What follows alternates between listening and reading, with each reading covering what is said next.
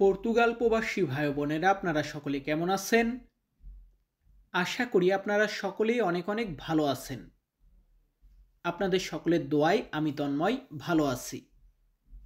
আমাদের আজকের ভিডিওতে খাবার সম্পর্কে পর্তুগিজ ভাষা বলা শেখাবো।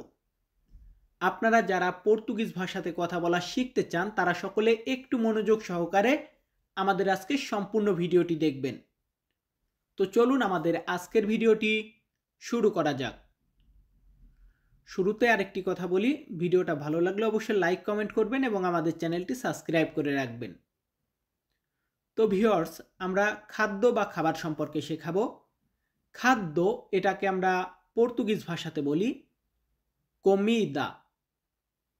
পর্তুগিজ শব্দার্থ কমিদা মানে হচ্ছে খাদ্য বা খাবার, একই কিন্তু আমরা এটাকে পর্তুগালে কমিদা বলি। এরপরে আমরা রেখেছি খাওয়া। এই খাবারটাকে আমরা যখন খাই, খাওয়া এটাকে বলা হয় কোমের।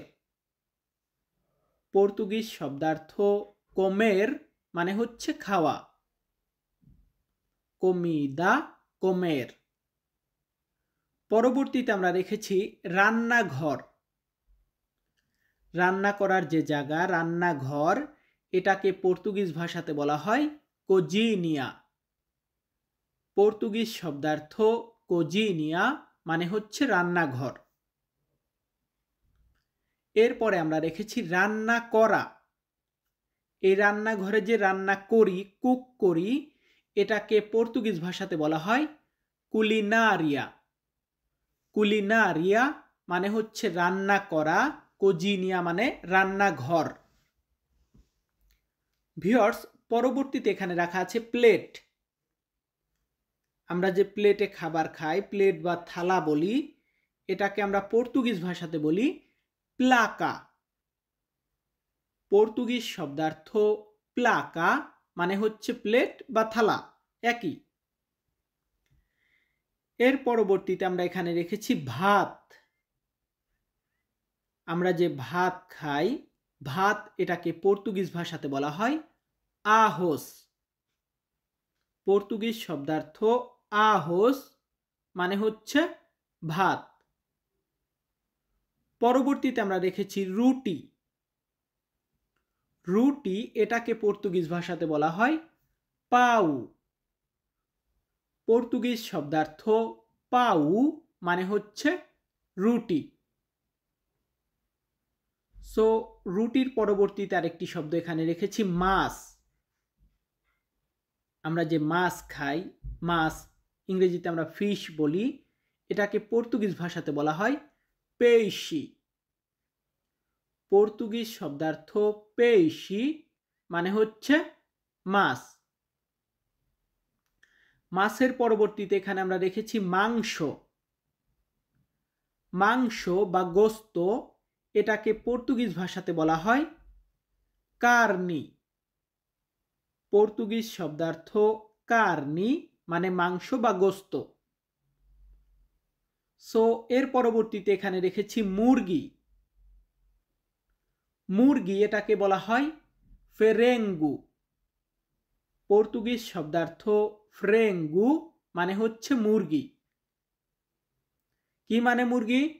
ফ্রেঙ্গু মানে মুরগি। এরপর আমরা রেখেছি গরু। গরু এটাকে পর্তুগিজ ভাষাতে বলা হয় ভাকা। পর্তুগিজ শব্দার্থ ভাকা মানে হচ্ছে গরু।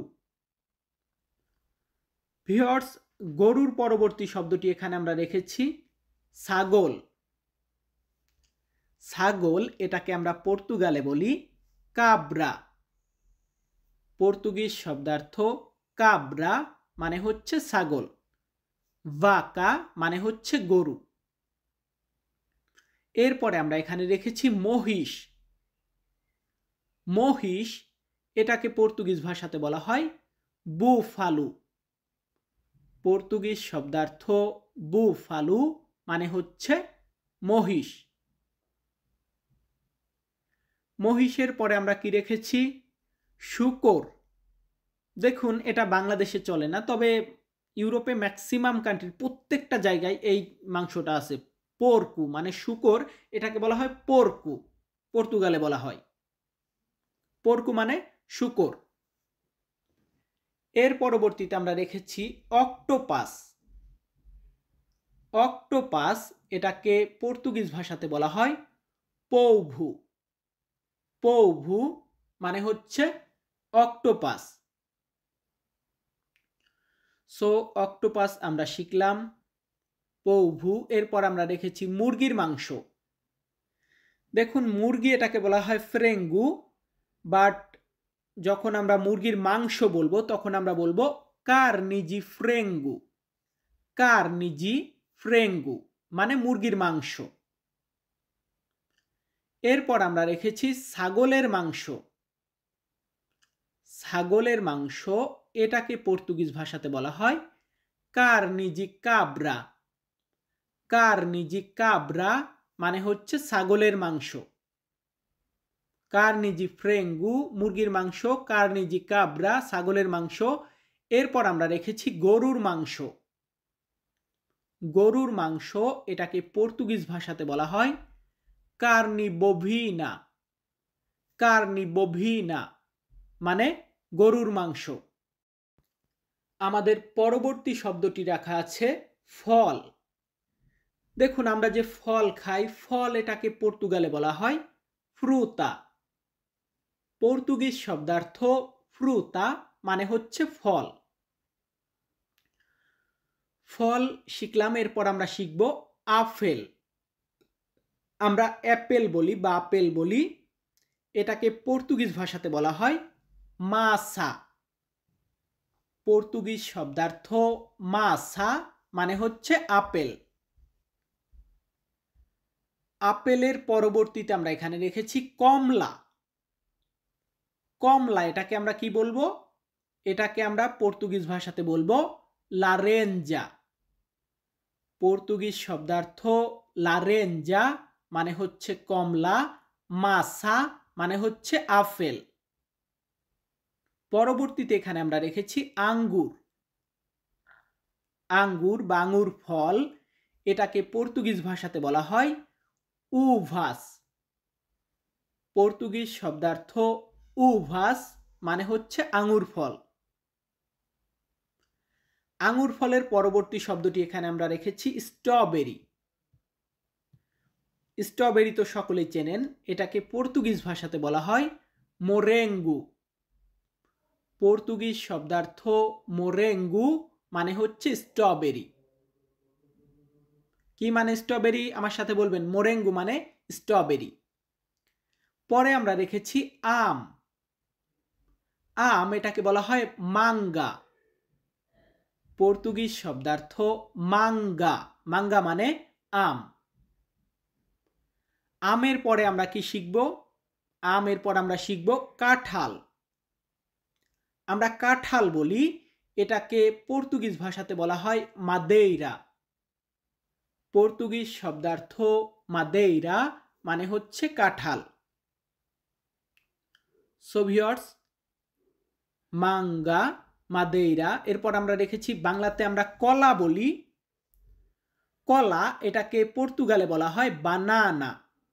তো ইংরেজিতে আমরা ব্যানানা বলি, বাট পর্তুগালেও এটাকে আমরা বানানা বলি। কি বলবো?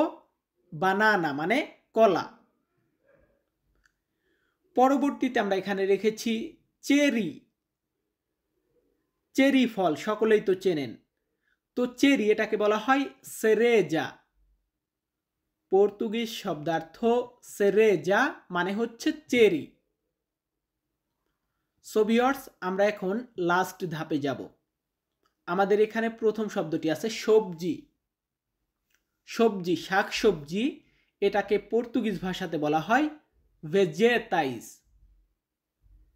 পর্তুগিজ ওয়ার্ড ভেজেতাইস মানে হচ্ছে সবজি। সবজির পরবর্তীতে আরেকটি শব্দ আছে, এখানে হচ্ছে আলু।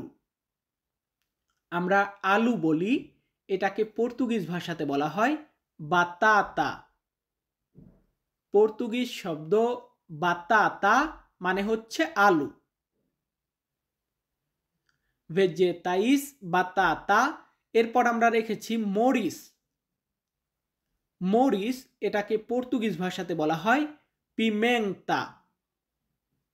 পর্তুগিজ শব্দার্থ পিমেন্তা মানে হচ্ছে মরিস। সো ভিউয়ার্স, মরিস এরপর আমরা এখানে রেখেছি টমেটো। টমেটো এটাকে আমরা কি বলবো? এটাকে আমরা পর্তুগিজ ভাষাতে বলবো তোমাচি। পর্তুগিজ শব্দার্থ তোমাচি মানে হচ্ছে টমেটো। পিমেন্তা, তোমাচি। এরপর আমরা এখানে রেখেছি তেল। আমরা যে তেল ব্যবহার করি, তেল এটাকে পর্তুগিজ ভাষাতে বলা হয় অলিউ। পর্তুগিজ শব্দার্থ অলিউ মানে হচ্ছে তেল। সো ভিউয়ার্স, তেলের পরে আমরা এখানে রেখেছি লবণ। আমরা যেটাকে লবণ বলি এটাকে আমরা পর্তুগালে বলি সাল। ছোট্ট একটি শব্দ সাল। সাল মানে লবণ, ইংরেজিতে আমরা সল্ট বলি, এটাকে পর্তুগালে সাল বলবো। তো এরপর আমরা রেখেছি কি পানি। আমরা যে পানি পান করি, পানি এটাকে আমরা পর্তুগিজ ভাষাতে বলবো আগুয়া। পর্তুগিজ শব্দার্থ আগুয়া মানে হচ্ছে পানি। পানির পরবর্তী শব্দটি আমরা রেখেছি দুধ। দুধ, মিল্ক, এটাকে আমরা পর্তুগিজ ভাষাতে বলি লেইচি। পর্তুগিজ শব্দার্থ লেইচি মানে হচ্ছে দুধ। সো ভিউয়ার্স, আমাদের আজকের ভিডিওর লাস্ট একটি শব্দ রাখবো। আমাদের লাস্ট শব্দটি আছে কফি। আমরা যে কফি পান করি, কফি এটাকে আমরা পর্তুগিজ ভাষাতে বলি কাফে। পর্তুগিজ ওয়ার্ড কাফে মানে হচ্ছে কফি। সো ভিউয়ার্স, আমাদের আজকের ভিডিওটা এখানেই শেষ করব। সকলে ভালো থাকবেন, সুস্থ থাকবেন। আবারও দেখা হবে নতুন কোনো ভিডিওতে। ধন্যবাদ।